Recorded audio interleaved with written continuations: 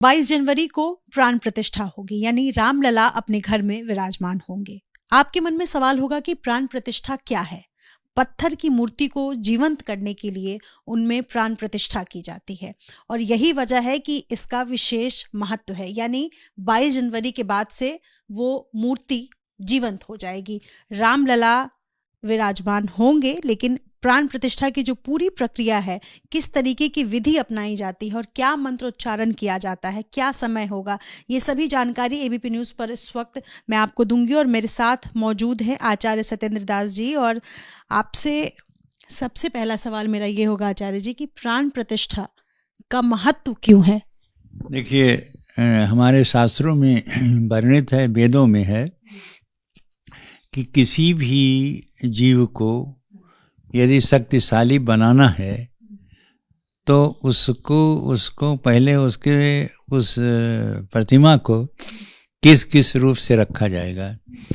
तो पहले उसको पुष्प में, फूलों में रखा जाएगा, इसके बाद औषध में रखा जाएगा और मंत्र के द्वारा उसको उच्चारण किया जाएगा, उसके बाद अन्न में रखा जाएगा और उसके बाद दूध में रखा जाएगा और उसके बाद में जल में रखा जाएगा। जल से धोने के बाद में तो वस्त्र में रखा जाएगा।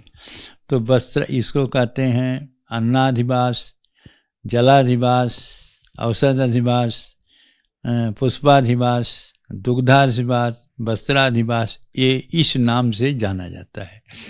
उसको बाद किया, फिर जब सारी प्रक्रिया हो जाएगी, पूरा हो जाएगा, तब उसके बाद उसमें मंत्र की बात आती है कि इसमें कौन सा ऐसा मंत्र है जिस मंत्रों से आवाहन किया जाएगा, उस देवता का आवाहन किया जाएगा जिसकी प्रतिमा वहाँ रखी है। जैसे हम राम का ही आह्वान करेंगे, ठीक है ना, कि यह मंत्र उच्चारण करके और राम का आह्वान करेंगे और यह मंत्र के द्वारा इस प्रतिमा में राम की शक्ति पूर्णतया आ जाए और ये रामवत हो जाए, ये रामवत हो जाए, ऐसी भावना रख करके, ऐसे मंत्र को रख करके तब उस मूर्ति में प्राण प्रतिष्ठा स्थापित की जाती है। और स्थापित हो जाने के बाद उनका नेत्र बंद होता है, नेत्र बंद रखा जाता है। सवाल है, मंत्रोच्चारण जो होगा, जिस मंत्र के उच्चारण के बाद जीवंत की जाएगी मूर्ति को, उसके बारे में कुछ जानकारी आप दे पाएंगे? और उसके बाद वो मंत्र है, वही मंत्र के उच्चारण होता कि जैसे रामः अस्मिन् प्रतिमायाम जीवनम धारयतु, इस प्रकार के मंत्र, ऐसे बहुत मंत्र हैं। तो क्या मंत्रोच्चारण में इस बात का ध्यान रखा जाता है कि अलग अलग अंगों को, अलग अलग अंगों के लिए एक एक मंत्र है? हाँ, सबका मंत्र। पहले जीवम धारयत, पहले ये मंत्र है। फिर इंद्रियम धारयत, शरीर में इंद्रियां जो है उसको है। नेत्रम धारयत, इसी जितने अंग हैं सभी अंगों में मंत्र के द्वारा उसमें स्थापित किया जाता है, शरीर की हर अंग में।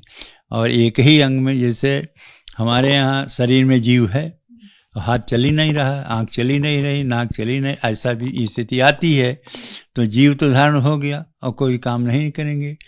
तो विशेषकर सारे अंगों को वह मंत्रों के द्वारा इसी प्रकार चेतन बनाया जाता है उस प्रतिमा को, कि सारे अंगों में उसके यह जीव और शक्ति आ जाती है। यह है हमारे शास्त्रों के अनुसार वर्णित, तो वही मंत्रों के द्वारा सभी अंगों में वह शक्ति लाई जाता है जो भगवान के शरीर में शक्ति है, और वही शक्ति इस प्रतिमा में लाई जाती है। कहते हैं जब मूर्ति जीवंत हो जाएगी तो रामलला या देवी देवता जो भी होंगे वो वहाँ वास करने लगेंगे, तो उसके बाद की जो प्रक्रिया होती है, जो विधि होती है, वो जैसे आम लोग अपनाते हैं दैनिक चर्या, क्या उसी तरीके से रामलला के लिए भी होगा? देखिए, ऐसा है कि पुजारी होते हैं, अब प्राण प्रतिष्ठा तो हो गई, आचार्य कर दिए, जब जजमान के रूप में प्रधानमंत्री कर दिए, लेकिन उसके बाद की जो प्रक्रिया होती है पुजारी होता है। वो उसी प्रकार से उनका प्रार्थना और उपासना और पूजा करेगा जैसे एक साक्षात भगवान राम यहाँ बैठे हैं, विराजमान हैं, और उनको हम पूजा कर रहे हैं। वो साक्षात भगवान रामलला की पूजा कर रहे हैं। इस उद्देश्य से पुजारी जो होता है उनकी पूजा अर्चना प्रतिदिन करता है। उसमें जो है जैसे भोग लगाना है, आरती करना है, वस्त्र पहराना है, मुकुट पहराना है और जितने भी वस्तुएं सब प्रदान करना है, वो ऐसी प्रक्रिया होती है। प्राण प्रतिष्ठा का जो समय है उस बारे में कुछ जानकारी दे पाएंगे कि ये समय क्यों चुना गया है या उस समय का क्या विशेष महत्व?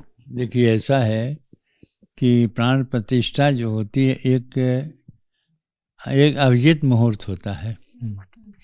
अभिजित मुहूर्त में जो भी कार्य किए जाते हैं उसी अभिजित मुहूर्त में भगवान राम का अवतार हुआ था। तो अभिजित मुहूर्त में से जो अधिक है, जैसे वो 15 मिनट 12 से पहले और उसके बाद में 45 मिनट अंत में, इस तरह से उसका अभिजित का नक्षत्र आना है। उसी में कितने समय में जितनी ग्रह दशाएँ हैं, वो जितने नक्षत्र हैं वो जो अनुकूल हैं, तो उतने ही समय को मान करके उसी समय प्रारंभ किया जाता है। जो कार्य प्रारंभ हो जाता है वह शक्तिमान हो जाता है, और चाहे वो जितने देर तक चलना हो, लेकिन वह मुहूर्त में प्रारंभ होने के कारण से किसी प्रकार की कोई बाधा और किसी प्रकार कोई रुकावट नहीं होता। एक आखिरी सवाल है आज के लिए कि जितने पुजारी हैं उनकी संख्या 21 बताई जा रही है। 21 पुजारी होंगे राम मंदिर में?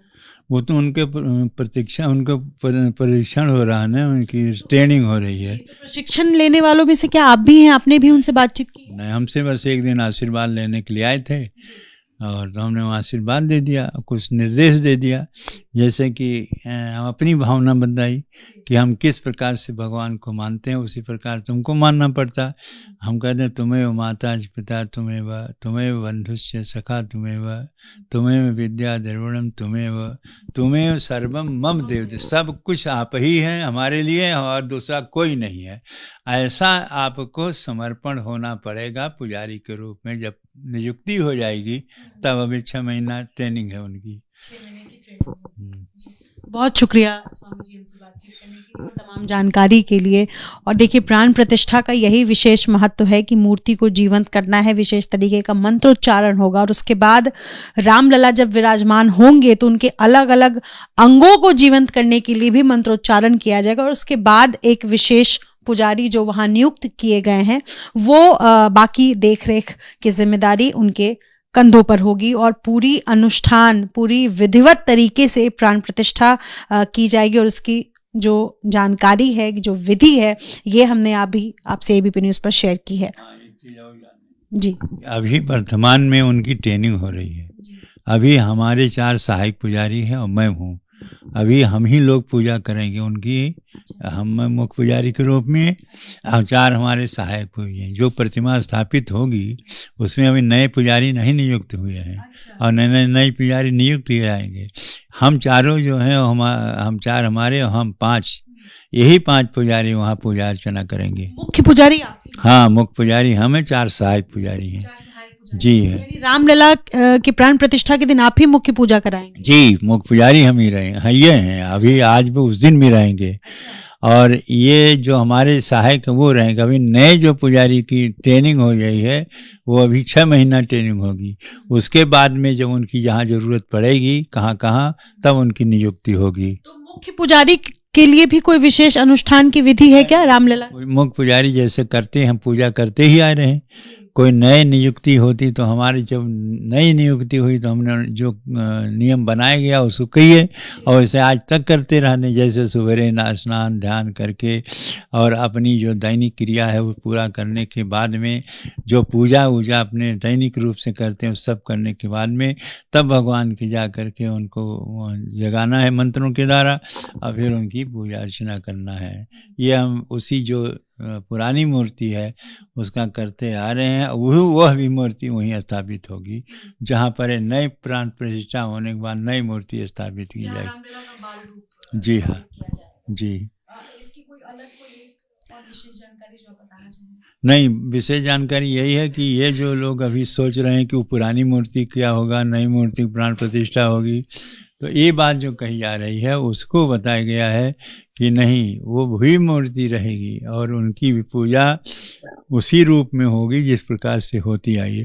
दोनों मूर्ति की एक साथ पूजा कैसे संभव है? 4 सहायक पुजारी हैं, हमारे एक मैं हूँ, तो एक साथ सभी की पूजाएं हो जाएगी। रामलला को तो एक ही किसी मूर्ति को माना जाएगा ना कि ये रामलला की जीवंत मूर्ति? वो चल और अचल 2 प्रकार की होती है। तो एक अचल होती है जो हटाई नहीं जाती, और एक चल होती है जो ये वर्तमान समय जिनकी पूजा होती है चल मूर्ति है। हाँ, जैसे भगवान शालिग्राम को हम मानते हैं भगवान, लेकिन उनको बंद कर देते हैं। कुछ पंडित तो ऐसे ही, यही है तो कथा वाचना होगा उस दिन उसे निकालेंगे ना, इसे पड़ा रहेंगे, जबकि उनके रोज स्नान कराना और उनके चंदन देना और भोग लगाना ये निश्चित है शालिग्राम का। पुरानी मूर्ति चल मूर्ति रहे। हाँ, चल मूर्ति कहीं माँ, हाँ वो अचल मूर्ति है जी। अंतर क्या है दोनों में? अंतर ये है, वो मूर्ति थोड़ी छोटी है, वो मूर्ति बड़ी है, और ये मूर्ति को कोई लोग, सब लोग ज़्यादा देख नहीं पाते, सुरक्षा की दृष्टि से दूर से दर्शन करा जाता है। इसलिए अंतर यही है कि वो मूर्ति का दर्शन, जो नई मूर्ति है वो बड़ी होने के कारण से पूर्णतया सभी को दर्शन हो सकता है। बहुत शुक्रिया बातचीत करने के लिए महाराज जी। अपने सहयोगी जितेंद्र के साथ निधि श्री, ABP न्यूज़, अयोध्या।